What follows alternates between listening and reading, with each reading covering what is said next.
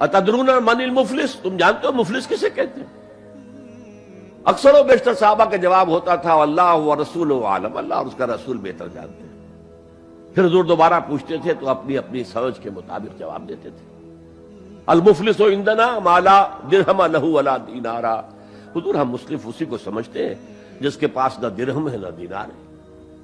فرمایا نہیں، میری امت کا مفلس وہ ہوگا جو قیامت میں حاضر ہوگا تو نمازوں کی بھی بہت بڑی گٹھری لے کر آئے گا، روزے بھی ہوں گے، عمرے بھی ہوں گے، حج بھی ہوں گے، نیکیوں کی بہت بڑی بڑی گانٹھیں ساتھ ہوں گی، لیکن حقوق العباد میں اس نے کوتاہی کی ہوگی۔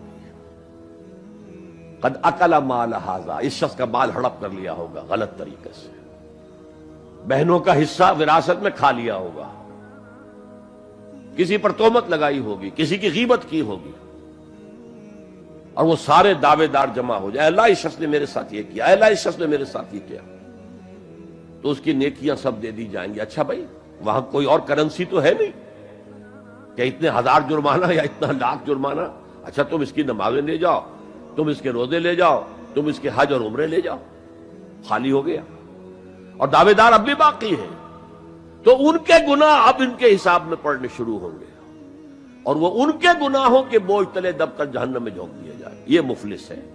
تو دوستو، اللہ تعالیٰ سب کچھ معاف کر سکتا ہے، لیکن حقوق العباد کسی کا حق معاف نہیں کرتا ہے۔